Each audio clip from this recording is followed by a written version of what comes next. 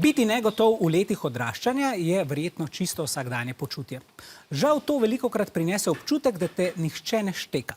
A dobra knjiga lahko še tako skrite misli, ki se najstnikom podijo po glavi, razkrije in da drugi svetlejši vpogled. Vreščava sraka. Včasih se mi zazdi, da vsak samo vame strmi in išče moje napake. Takrat si zaželim družbo vreščave srake. Ki pozornost preusmeri nase in vršče skrijem za njo in vase. Ema, živjo, kako si, bi se včasih tudi ti rada samo skrile za kakšno vreščavo srako? Bi se, ja, ker načeloma nisem preveč rada deležna pozornosti. Ja, verjamem, tudi jaz sem bil včasih precej bolj introverten, sem se veliko ukvarjal sam s sabo, kdo sem, kaj sem.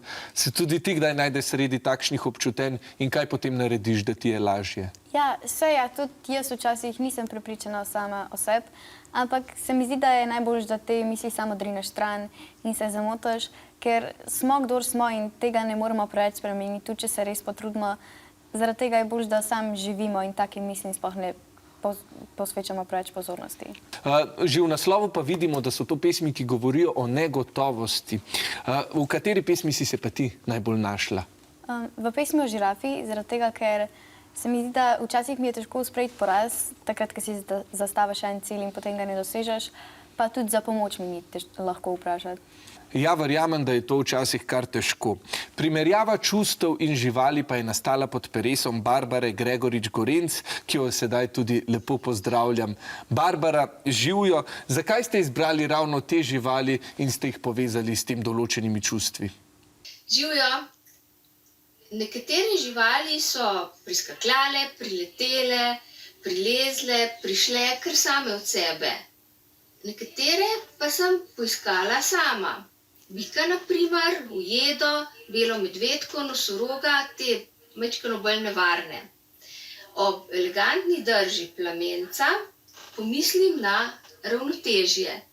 Sova od nekdaj velja za pametno, razmišljujočo žival, krava pa, zakaj ne bi bila korajžna?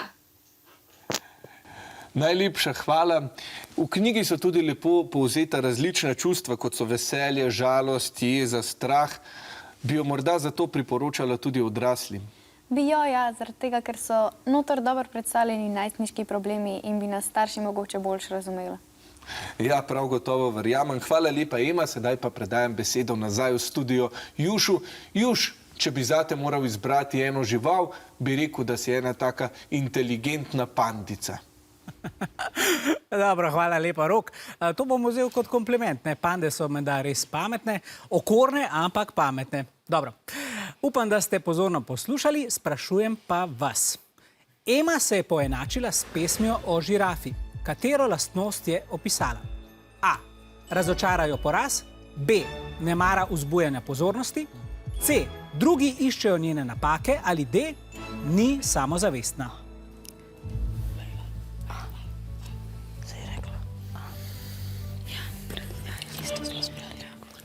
Oboji ste odgovorili z A. Ja, Ema je v pesmi o žirafi povedala, da včasih težko sprejme poraz, če ne doseže cilja in težko prosi za pomoč. Pravilen je torej odgovor D. Ja, tokrat žal nobenih točk.